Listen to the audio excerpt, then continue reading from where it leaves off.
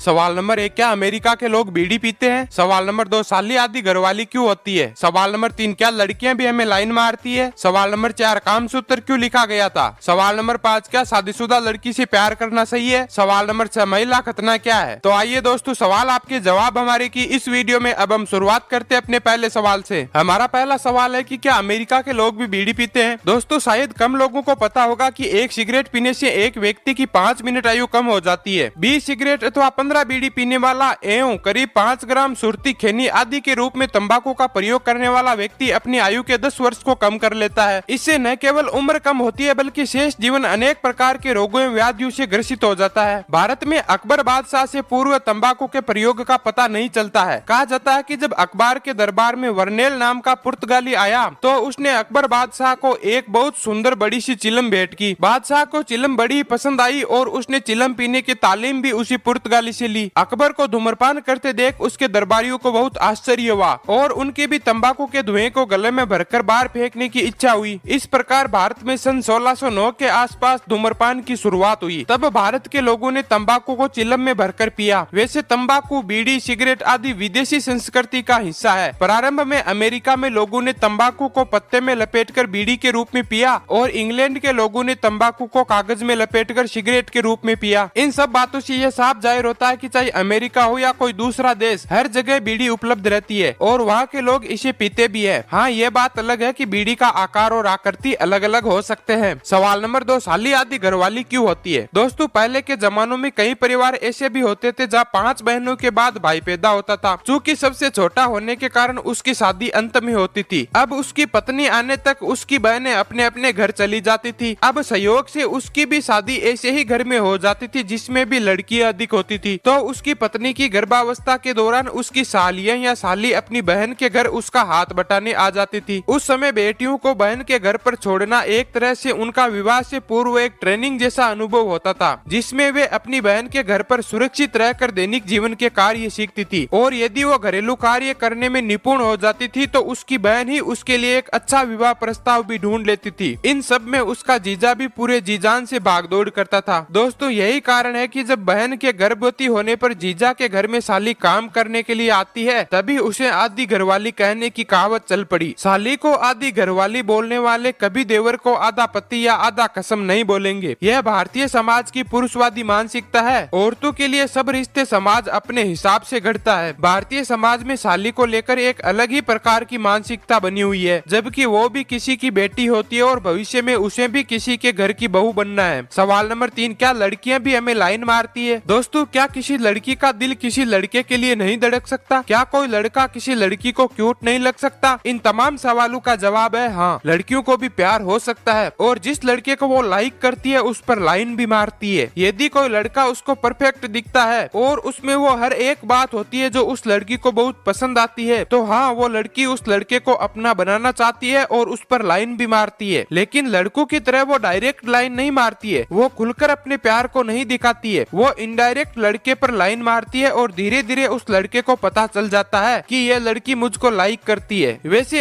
एक बात तो बहुत सच है कि लड़की अपना दिल किसी लड़के को जल्दी नहीं देती, लेकिन जब दे देती है तो फिर वापस नहीं लेती और उसको हमेशा बहुत प्यार करती है। लड़की को जो लड़का पसंद होता है तो वो उसको समय समय पर इशारे देती है, जिससे कुछ लड़के तो समझ जाते हैं, लेकिन बहुत से लड़के ऐसे होते हैं जो इन इशारों को समझ ही नहीं पाते हैं। सवाल नंबर 4, कामसूत्र क्यों लिखा गया था? दोस्तों, 5वीं सदी के आसपास भारत में एक ऐसी किताब लिखी गई जिसने दुनिया भर में तहलका मचा दिया। यह किताब थी कामसूत्र। 2000 साल बाद आज भी ये किताब संभोग की जानकारी देने वाली सबसे प्रामाणिक किताब मानी जाती है। इसे महर्षि वात्स्यायन ने लिखा था। वात्स्यायन के बारे में कहा जाता है कि उन्होंने ये किताब वेश्यालयों में जाकर देखी गई मुद्राओं और वेश्याओं से बात करके लिखी। उन्होंने कभी इस तरह की गतिविधियों में ना तो हिस्सा लिया और ना ही इसका आनंद लिया। वो आजीवन ब्रह्मचारी रहे। मशहूर लेखिका वेंडी डोनिगर ने अपनी किताब रिडीमिंग द कामसूत्रा में विस्तार से महर्षि वात्स्यायन के बारे में लिखा है। वात्स्यायन एक ऋषि थे जिन्हें बहुत ज्ञानवान माना जाता रहा है। उन्हें खासकर वेदों का जबरदस्त ज्ञान था। उनका काफी समय बनारस में गुजरा था। उन्होंने पहली बार वैज्ञानिक तौर पर बताया कि आकर्षण का विज्ञान आखिर होता क्या है। उनका मानना था कि जिस तरह हम जीवन से जुड़े तमाम पहलुओं की बात करते हैं उसी तरह हमें संभोग की उपेक्षा नहीं करनी चाहिए। वात्स्यायन धार्मिक शिक्षाओं से जुड़े हुए थे। बेशक उन्होंने कामसूत्र लिखा, लेकिन उनके बारे में कहा जाता जाता है कि वो कभी संभोग गतिविधियों में संलग्न नहीं रहे थे। इतिहासकारों का मानना है कि वात्स्यायन ने सोचा कि संभोग पर चर्चा होनी चाहिए और इसे अनदेखा नहीं किया जा सकता। उनकी किताब में सुनिश्चित किया गया है कि लोग इस संबंध में बेहतर जानकारी हासिल कर सकें। यह किताब लोगों के लिए काफी जानकारीप्रद भी है। उन दिनों संभोग को लेकर न कोई किताब थी और न ही इस पर जानकारी देने की कोई व्यवस्था थी। इस किताब को पढ़ने के लिए लोगों का शारीरिक संबंध का ज्ञान निसंदेह बढ़ता है। दुनिया भर में अब इस किताब का रेफर किया जाता है। इस किताब में क्या करें और क्या नहीं करें के बारे में भी चर्चा है। हजारों साल बाद भी ये उपयोगी बनी हुई है। सवाल नंबर 5, क्या शादीशुदा लड़की से प्यार करना सही है? दोस्तों, शादीशुदा हो या कुंवारी, प्यार करना कोई गुनाह नहीं है। प्यार के अनेक रूप होते हैं। आप किस प्रकार से प्यार करना चाहते हैं यह तो आप पर निर्भर करता है। अगर आपके प्यार का रूप वासना से है तो माफ कीजिए, आप किसी की बसी बसाई जिंदगी में आग लगा रहे हैं। शादीशुदा लड़की को वास्तविकता की जानकारी रहती है तो वह अपना प्यार और अपनी चाह एक हद तक सीमित रख सकती है। इसलिए वह लड़की आपके लिए बाद में मुसीबत साबित नहीं होगी और न ही प्रेम भंग होने पर आपको अपराधी महसूस होने देगी, जो कि एक कुंवारी लड़की मुसीबत भी साबित हो सकती है और आपके ऊपर बेवफाई का इंजाम भी लगा सकती है। शादीशुदा लड़की बेहतर जानती है कि प्यार जिंदगी का हिस्सा है, न कि पूरी जिंदगी है। और अगर आप भी इस तरह दायरे में रहकर और वास्तविकता की जानकारी रख के उसे प्रेम करते हो तो 2 पल चाहते व्यक्ति के साथ गुजारने में विश्वास रखते हो तो आपके 2 पल आपके लिए हमेशा यादगार रहेंगे और बेशक शादीशुदा लड़की से प्यार करना सही हो सकता है। सवाल नंबर 6, महिला खतना क्या है? दोस्तों, महिला खतना के मामले उन समुदायों में ही देखने को मिलते हैं जो अफ्रीका और मध्य पूर्व के देशों से जाकर ब्रिटेन में बसे हैं। इनमें खास तौर पर सोमालिया, सिएरा लियोन, सूडान, मिस्र और नाइजीरिया से आए लोग शामिल है। महिला खतना अफ्रीका के कुछ देशों के अलावा दक्षिण अमेरिका के कुछ समुदायों में भी प्रचलित है। इसे अंग्रेजी में फीमेल जेनेटियन म्यूटेशन कहते हैं। इसमें योनि के क्लिटोरिस के एक हिस्से को रेजर या ब्लेड से काट दिया जाता है। विश्व स्वास्थ्य संगठन के मुताबिक खतने के इस समय 4 तरीके प्रचलित हैं। क्लिटोरिया के पूरे हिस्से को काटना, कुछ हिस्सा काटना, महिला के उस अंग की सिलाई या अवच्छेदन। इस दर्दनाक और अमानवीय प्रथा से कई बार यौन संक्रमण संबंधी बीमारियां हो सकती है। इसके अलावा खतना कराने वाली महिलाओं में मानसिक पीड़ा का असर सारी उम्र तक रहता है। इस परंपरा के मुताबिक महिला को शारीरिक संबंध का आनंद लेने का अधिकार नहीं है। यदि उसका खतना होता है तो अपने पति के प्रति वफादार रहेगी और घर के बाहर नहीं जाएगी।